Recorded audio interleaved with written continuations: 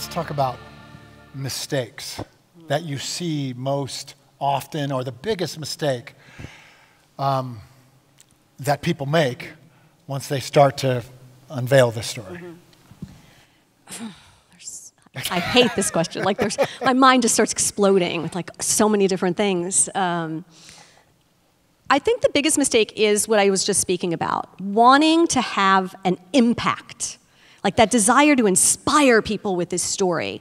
Everybody wants to inspire people with their story, but you have to let that go and just allow the story to do its work for you. Let the story do the work for you. If it's structured properly, if you're being honest about it, if you're connected to it, there's not a lot of work that you have to do to inspire people with it. It happens naturally. And so that's maybe the first thing. And then one of the tenets of storytelling is this show, don't tell.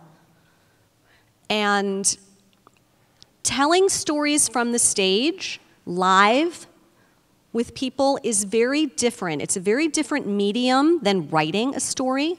You can be a great writer, but telling a story from stage is different than writing it on paper. That's a different form of communication, a different experience for the person receiving the story.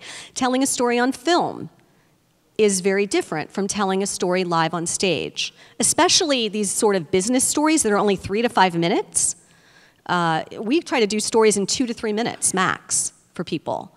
So it's a very different medium, and understanding sort of the benefits of that medium and then utilizing what's special about that medium to tell the story, I think is something that, you know, people try to talk the way they're writing, but we don't talk the way we write.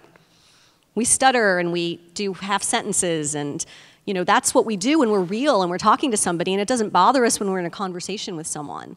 So if somebody comes up and tries to tell a story and every single word is completely written out and they try to say it the exact same way with, you know, right, it doesn't sound real, it doesn't sound conversational. And audiences today, we want it to be conversational. We want to feel like there's a human talking to us, as Bo says. So I always say, when you really pay attention to Bo when he tells you stories this weekend, because he relives the stories in front of you. Are they scripted?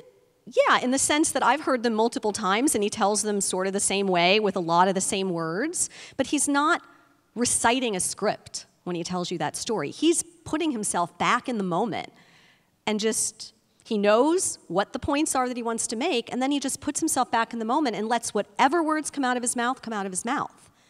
And because of that, every time you hear it, and I know that we have a lot of mastermind and people here for they've been to the Power event multiple times, you've heard these stories before, but you're still just as enthralled with them when you hear them again, because they're alive. He's bringing life to it every time because he's re-experiencing it in front of you.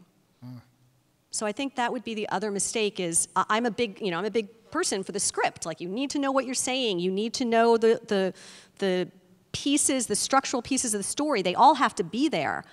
But at some point, that script has to go away, and you just need to show up and be with the people that you're talking to. So I think the best way to learn story is to pay attention to really phenomenal storytellers. That's the best way to learn story.